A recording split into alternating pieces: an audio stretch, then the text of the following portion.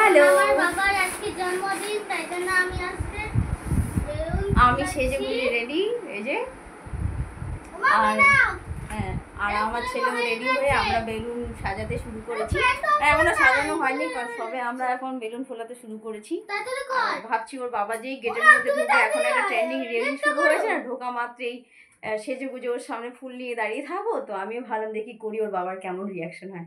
তো সঙ্গে থাকুন, আমরা ততক্ষণে বেলুন টেলুন রেডি করি। তারপর তো এইগুলো হচ্ছে গোলাপের পাপড়ি। এখানে 3-4 রকমের গোলাপের পাপড়ি আছে, বেশি নিইনি, অল্প।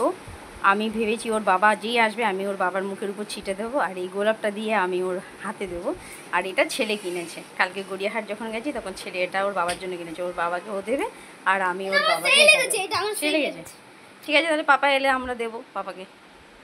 তো এই যে আমরা মা ছেলে এইটুখানি আপাতত বেলুন ফুলিয়ে দেয়ালে চিপকে দিলাম।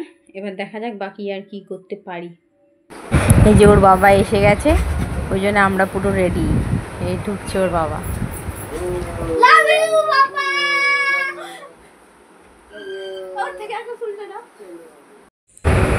এখন এখানে কেক রেডি। এবার বসো, বার্থডে বয় বসে পড়ো। কেক সাজানো হয়ে গেছে।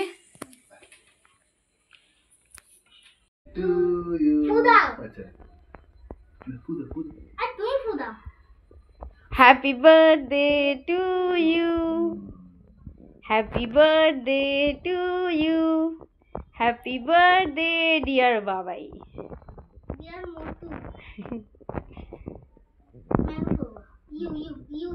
যে সেই পছন্দ লেগেছে বলে পুরোটা খেয়ে নিচ্ছে নিজে নিজে কেটে কেটে।